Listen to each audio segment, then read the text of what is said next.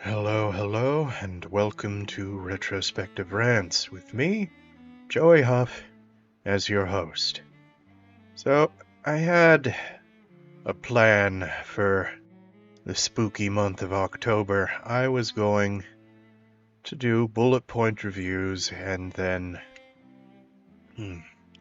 I was going to read out a bunch of stories that were fitting to the spooky season.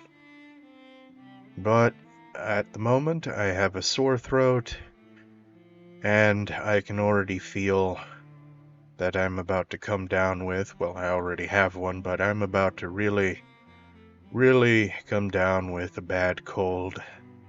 I think you know, like the pre-cold feeling. Most people should know that by now.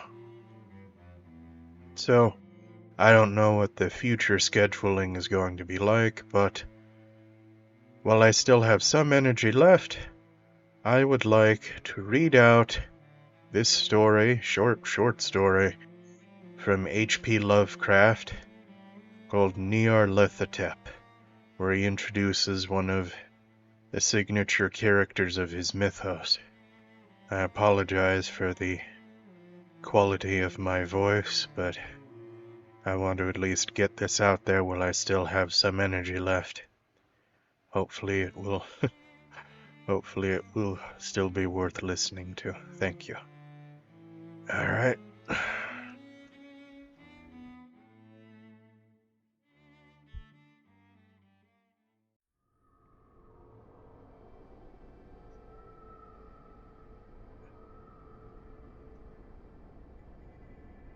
Nyarlathotep, a crawling chaos. I am the last. I will tell the audient void. I do not recall distinctly when it began, but it was months ago. The general tension was horrible. To a season of political and social upheaval was added a strange and brooding apprehension of hideous physical danger, a danger widespread and all-embracing, such a danger as may be imagined only in the most terrible phantasms of the night. I recall that the people went about with pale and worried faces, and whispered warnings and prophecies which no one dared consciously repeat or acknowledge to himself that he had heard. A sense of monstrous guilt was upon the land, and out of the abysses between the stars swept chill currents that made men shiver in dark and lonely places. There was a demoniac alteration in the sequence of the seasons. The autumn heat lingered fearsomely, and everyone felt that the world, and perhaps the universe, had passed from the control of known gods or forces to that of gods or forces which were unknown. And it was then that Nyarlathotep came out of Egypt. Who he was none could tell, but he was of the old native blood and looked like a pharaoh. The Fellaheen knelt when they saw him, yet could not say why. He said he had risen up out of the blackness of 27 centuries, and that he had heard messages from places not on this planet.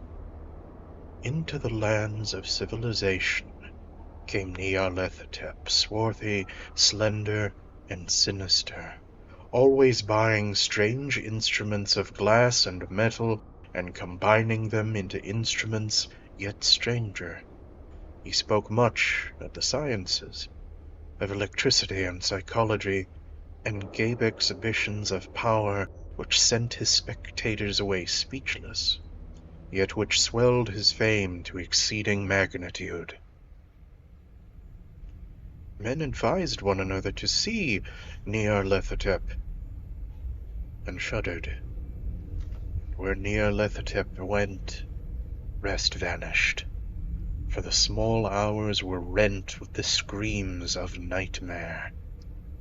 Never before had the screams of nightmare been such a public problem. Now the wise men almost wished they could forbid sleep in the small hours, that the shrieks of cities might less horribly disturb the pale, pitying moon as it glimmered on green waters gliding under bridges and old steeples crumbling against a sickly sky.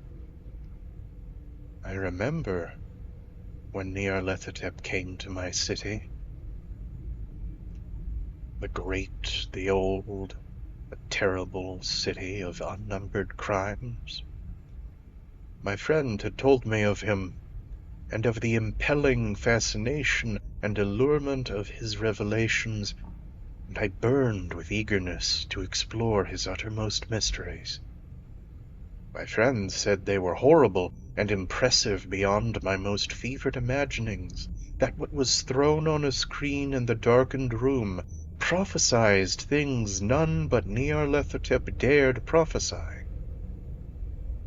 and that in the sputter of his sparks there was taken from men that which had never been taken before, yet which shewed only in the eyes, and I heard it hinted abroad that those who knew Nyarlathotep looked on sights which others saw not.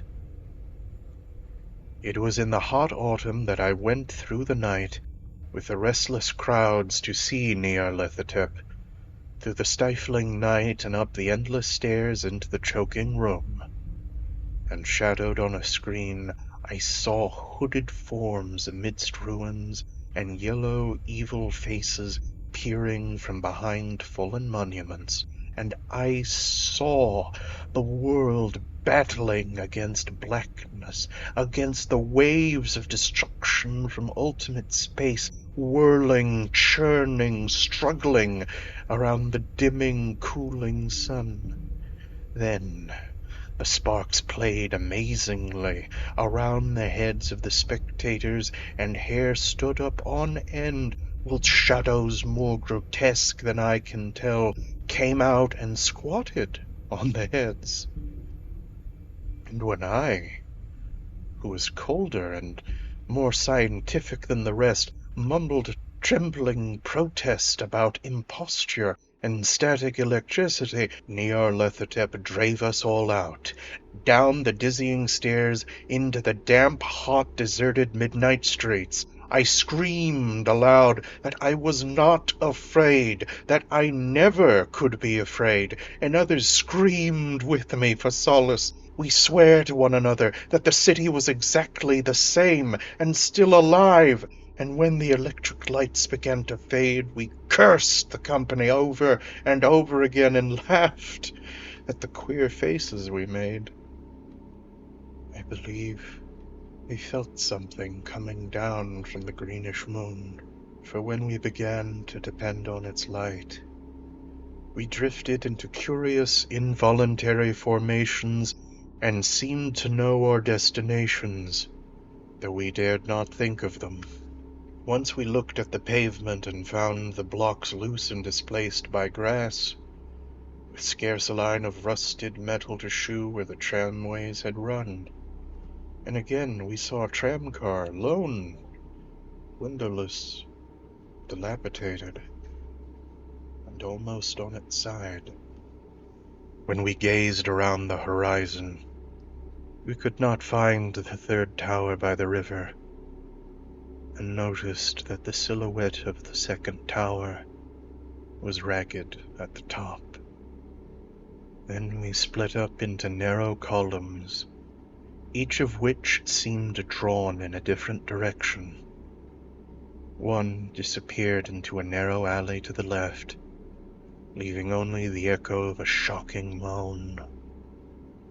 Another filed down a weed-choked subway entrance, howling with a laughter that was mad. My own column was sucked toward the open country, and presently felt a chill which was not of the hot autumn, for as we stalked out on the dark moor, we beheld around us the hellish moon glitter of evil snows, trackless, inexplicable snows, swept asunder in one direction only, where lay a gulf all the blacker for its glittering walls. The column seemed very thin indeed as it plodded dreamily into the gulf. I lingered behind, for the black rift in the green-litten snow was frightful, and I thought I had heard the reverberations of a disquieting wail as my companions vanished. But my power to linger was slight.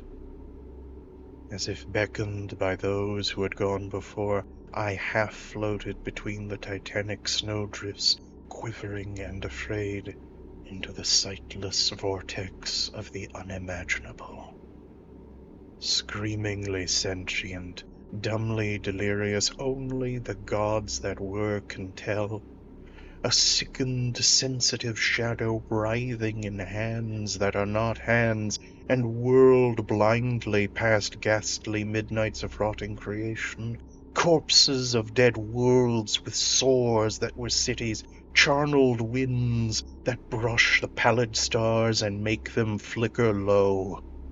Beyond the worlds vague ghosts of monstrous things, half-seen columns of unsanctified temples that rest on nameless rocks beneath space and reach up to dizzy vacua above the spheres of light and darkness. And through this revolting graveyard of the universe,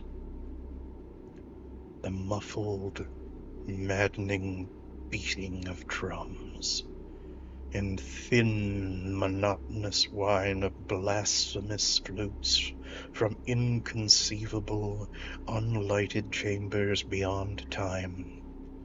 The detestable pounding and piping whereunto dance slowly, awkwardly, and absurdly the gigantic, tenebrous ultimate gods, the blind, voiceless, mindless gargoyles whose soul is Nyarlathotep.